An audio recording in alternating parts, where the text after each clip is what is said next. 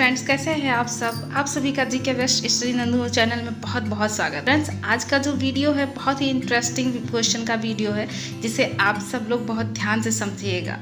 Question यह है कि आत्मरक्षा में यानी सेल्फ डिफेंस में किसी को कितना चोट पहुंचाया जा सकता है। और हाँ, और एक क्वेश्चन और है, क्या जिस व्यक्ति ने हमला किया है उसके भी कुछ सेल्फ डिफेंस के राइट्स होते हैं। मैं निवेदन करती हूँ आप सभी से कि आप सब यह वीडियो बहुत ध्यान से देखिएगा, ताकि जो कॉन्सेप्ट है ना वो पूरी तरह से क्लियर हो जाए। सेल्फ डिफेंस के राइट किसे होते हैं, सेल्फ डिफेंस में किसी को कितनी हानि पहुंचाई जा सकती है, एंड जो हमला करता है क्या उसके पास भी सेल्फ डिफेंस के राइट्स होते हैं। इस क्वेश्चन के आंसर मैं आपको देती हूँ, आप ध्यान से सुनिएगा। मेरे पास बुक है आईपीसी का, उसमें चैप्टर 4 यानी इंडियन पेनल कोड के चैप्टर 4 में भारतीय दंड संहिता के चैप्टर अध्याय 4 में उसकी हेडिंग है साधारण अपवाद। यहाँ पर जब हम जाते हैं तो सेक्शन 96 to 106 तक की धाराएं बात करती हैं सेल्फ डिफेंस के बारे में, आत्मरक्षा के बारे में। यहाँ की जो धाराएं हैं 96 से 106 तक, ये आत्मरक्षा के बारे में बात करती हैं। सेक्शन 96 कहता है कि कोई बात अपराध नहीं है जो प्राइवेट प्रतिरक्षा के अधिकार में प्रयोग में की जाती है। दोबारा सुन लीजिएगा, सेक्शन 96 क्या कहता है। सेक्शन 96 क्लियर करता है कि कोई बात अपराध नहीं है जो प्राइवेट प्रतिरक्षा के अधिकार में यानी सेल्फ डिफेंस के अधिकार में प्रयोग की जाती है। जैसे कि एग्जांपल के तौर पर देखते हैं, आपने मूवी देखा होगा, एक मूवी है जिसमें एक हीरो है एक विलन है। अब यहाँ पे हीरो के पास कुछ नहीं है और विलन एक बंदूक लेके पिस्टल लेके खड़ा हुआ है हीरो के सामने और हीरो को मारने के लिए तैयार है। अब हीरो के पास अभी तो हाथ में कुछ नहीं है, लेकिन वो अपनी आत्मरक्षा में अगर वो कहीं से कैसे भी उस विलन को मारने का पूरा अधिकार रखता है, कैसे भी वो उसकी जान ले सकता है। और ये सेक्शन 96 कहता है कि यह अपराध नहीं है, यह कोई अपराध नहीं है। अब देखते हैं तो प्राइवेट प्रतिरक्षा शब्द क्या है। तो मैं एक चीज़ और समझा दूं कि सेक्शन 97 में यह क्लियर किया गया है कि अपनी या दूसरे की बॉडी की रक्षा करने के लिए या अपनी संपत्ति दूसरे की प्रॉपर्टी की रक्षा करने के लिए अगर कोई कार्य किया जाए वह अपराध नहीं है। एक बात और समझिएगा दोस्तों ध्यान से कि जब हमारे जो ये विलन है, जो हीरो है, जो मैंने अभी आपको कहानी बताई, इसमें अगर जो हीरो है उसके पास पिस्टल है और जो विलन है उसके पास पिस्टल नहीं है, और हीरो विलन को मारने वाला है, उसके पास पिस्टल उसके पास नहीं है, तो यहाँ पे अपने सेल्फ डिफेंस के राइट में विलन भी उस पर हमला कर सकता है, यानी कि विलन के पास भी सेल्फ डिफेंस की राइट होती है, यहाँ पे है। अब एक क्वेश्चन और पूछा था हमने कि जो आक्रमण करता है क्या उसके पास भी सेल्फ डिफेंस के राइट्स होते हैं, तो इसका उत्तर है नहीं। आपको याद रखना है कि जो आक्रमण की शुरुआत करता है उसके पास सेल्फ डिफेंस की राइट्स नहीं होते हैं, जो शुरुआत करता है उसके पास राइट नहीं है।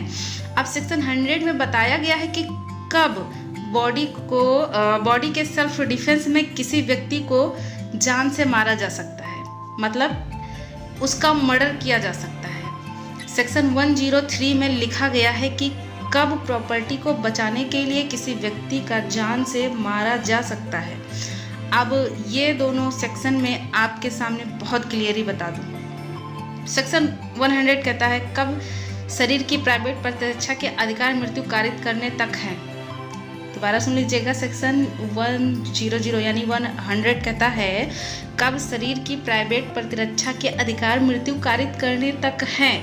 तो यह लिखता है, सेक्शन 100 लिखता है ऐसा हमला जो जिसने व्यक्ति को इस आशंका हो, यानी कि जिसमें व्यक्ति को यह आशंका हो कि उस हमले का परिणाम मृत्यु होगा। ऐसा हमला जिसमें व्यक्ति को आशंका हो कि इस हमले का परिणाम मृत्यु होगा, यदि हमला ऐसा है जिससे आशंका यह है कि उसका परिणाम घोर उपाहति होगा, या फिर यदि हमला ऐसा है जिसका परिणाम रेप या बलात्संग होगा, या फिर यदि हमला ऐसा है जिसका परिणाम अन्य प्राकृतिक विरुद्ध या जो होता है काम तृष्णा होगा, या फिर यदि हमला ऐसा है जिसका परिणाम व्यपहरण या अपहरण होगा, या फिर यदि हमला ऐसा है जिसका परिणाम सदोष या परिरोध होगा, या फिर यदि हमला ऐसा है जिसका परिणाम एसिड अटैक होगा। तो अगर इनमें से कोई एक बात है तो शरीर की प्रतिरक्षा में किसी का जान से मार डालना या मारा जा सकता है, किसी की मृत्यु कारित की जा सकती है। अगर इनमें से कोई भी ऐसा आपको अपराध लग रहा है, ऐसा प्रतिरक्षा किया जा सकता है जिससे किसी को भी जान से मारा जा सकता है अपने शरीर की प्रतिरक्षा के अधिकार में। अब बात कर लेते हैं सेक्शन 103। अब 103 क्या कहता है? कब संपत्ति की प्राइवेट प्रतिरक्षा के अधिकार का विस्तार मृत्यु कारित करने तक का होता है। कब संपत्ति की प्राइवेट प्रतिरक्षा का अधिकार विस्तार यानी कि मृत्यु कारित करने तक का होता है। अब इसमें भी कुछ ऑप्शन है। यदि लूट का अपराध या फिर रात्रोग्रह भेदन का अपराध या मानव का संपत्ति की अभिरक्षा के स्थान के रूप में उपयोग में लाया जाता है। यदि अपराध चोरी का है, रिश्ती का है, अत्याचार का है और सबसे इम्पोर्टेंट बात, किसी व्यक्ति को यह आशंका है कि इसका परिणाम मृत्यु होगा तो भी ऐसे व्यक्ति की मृत्यु कारित की जा सकती है। Death can be cause.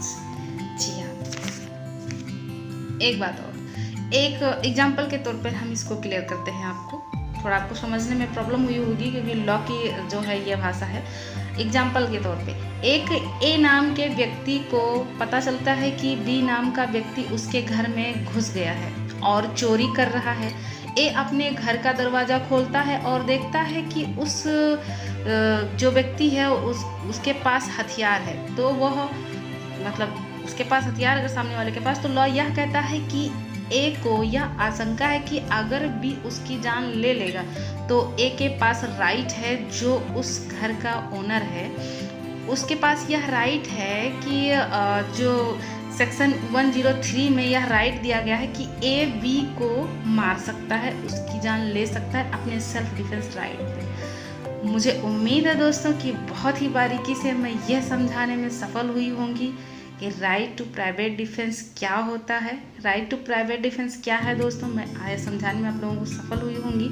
और आत्मरक्षा में, सेल्फ डिफेंस में कब किसी को मृत्यु कारित कर सकते हैं और किसको सेल्फ डिफेंस की राइट्स होंगे और किसको नहीं होंगे। उम्मीद है आपको बहुत बारीकी से समझ में आया होगा। तो जुड़े रहिए हमारे GK best study Nandu channel से दोस्तों। चलिए जानते रहिए देश के कानून को सशक्त बनिए, क्योंकि मैं कहती हूँ knowledge is a power. Have a nice day, take care, bye bye.